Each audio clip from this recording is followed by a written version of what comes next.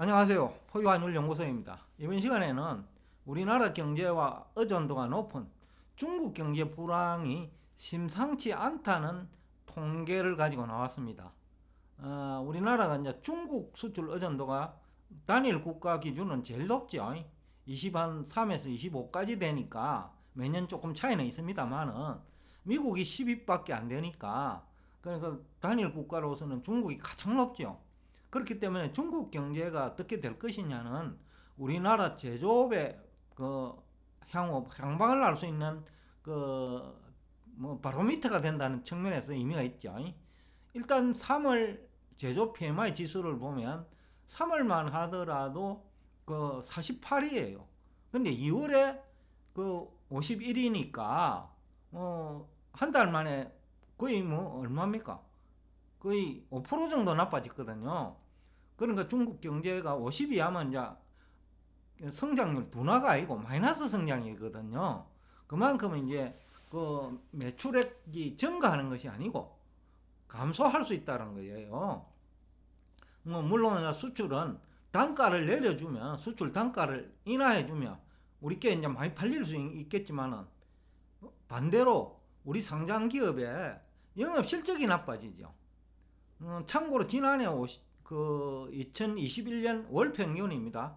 12개월 평균을 하면 이게 추세선을 얘기하는데 PMI 지수라고 하는 거는 지난 월 대비로 내기 때문에 그럼 매월 이제 지난 월 대비 또 지난 월 대비로 산출하니까 조금은 개선이 돼 왔어요.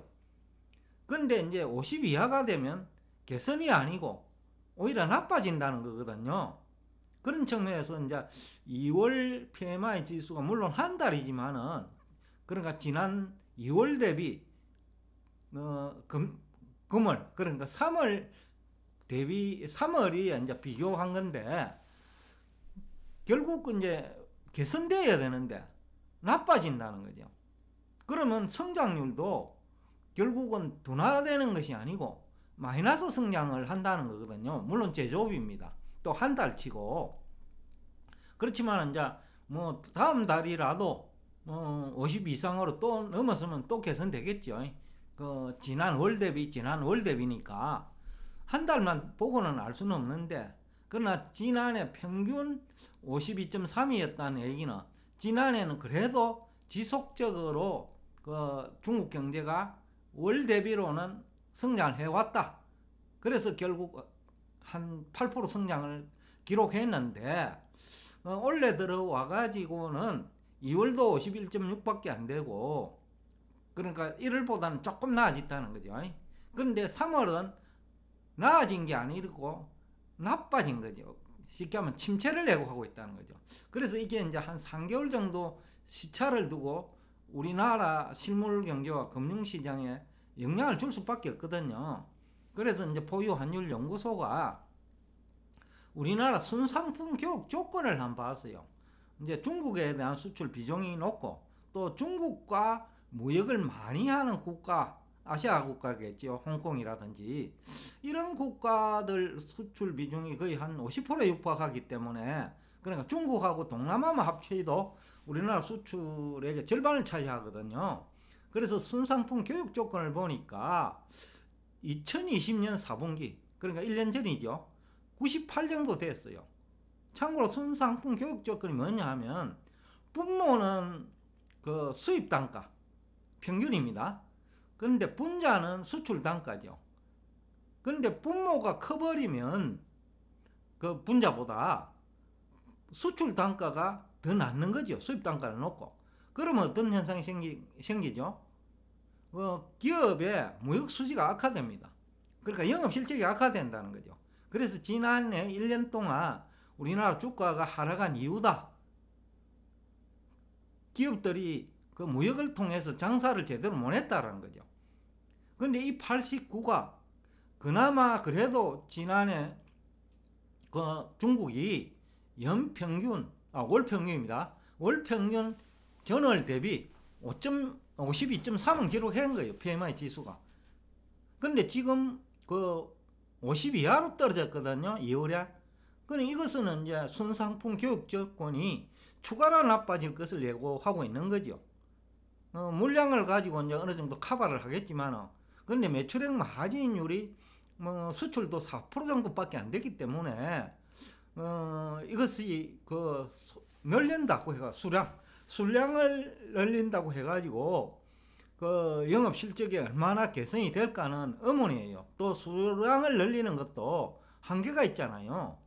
또 수출은 통계상 좌표가 있는데 실제로 현지에서 또 판매되는 것은 또 별개 문제라는 얘기를 앞 시간에도 했고, 그래서 아마 지난해는 이런 식으로 해가 주가가 큰 폭으로 하락을 했는데, 아마 올해도 추가적으로 만약에 상장기업 영업 실적이 나빠진다면 제조 PMI만 놓고 보면 나빠질 것이 예고되고 있거든요. 그래서 그러면 우리 주식시장 참여자들은 어떻게 해야 될 것이냐?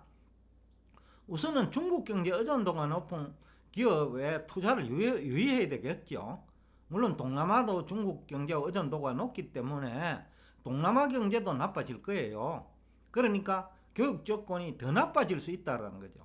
이 얘기는 결국은 상장기업 영업 실적이 지난해보다 더 안 좋을 수 있다. 그렇다 하면 이제 중국 내지는 동남아 수출 의존도가 높은 기업들 많이 있을 거예요. 우리 기업의 절반 이상이 그럴 것 같은데, 그런 기업은 투자를 유의해야 된다. 그 다음에 적정 주가 이상인 기업, 그러니까 지금까지 적정 주가보다는 향후 적정 주가가 낮아질 수 있다는 거죠. 두 가지 측면에서.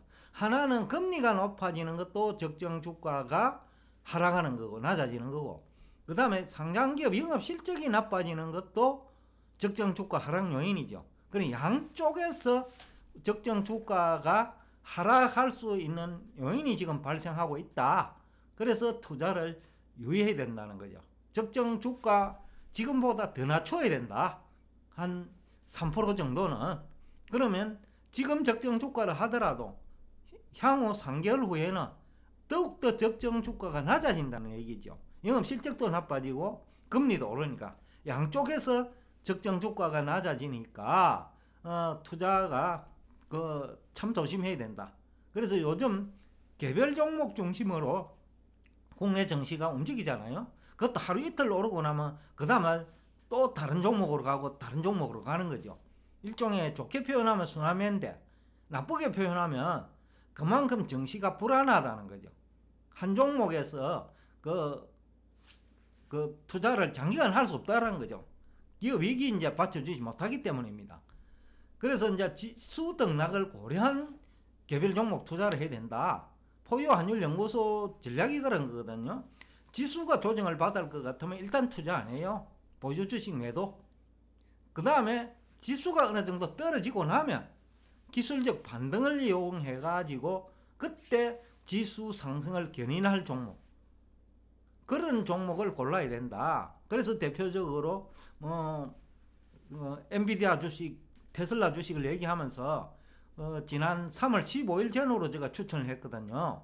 그리고 최근래에는 그런 주식 오히려 또 지금은 매도하라. 그리고 4월 말이나 5월 중순 사이에 재매수하는 전략을 가져가자. 그것도 할 때마다 한 30% 남으면 복리 개념이 있기 때문에 연중으로 하면 원본 대비 70% 나오거든요. 올해 같은 경우에는 장기 투자해가지고 70% 수익률 기대할 수 있는 주식 없어요. 그는 미국도 마찬가지일 겁니다. 그렇다 하면 포유 환율 연구소 전략대로 지수 등락을 이용해 종목을 선정하겠다는 거죠. 지난 3월 15일처럼 엔비디아가 주당 220달러 할 때 그때 해가지고 280달러에 매도하는 걸 두 번만 하면 연간 60% 70% 나온다는 거죠. 그 전략이 유효하다 원래는. 그리고 또 하나는 국내 증시는 영업이익률이 미국 기업들하고 크게 차이가 나기 때문에 좋은 쪽이 아니고 나쁜 쪽으로 차이가 나기 때문에 기대 수익률을 낮게 잡아야 된다. 작년에 평균 10%를 기대했다면 올해는 3% 정도로 낮춰 잡고 매매를 해야 되지 않겠냐. 그리고 가장 위험한 것은 추격 매수입니다.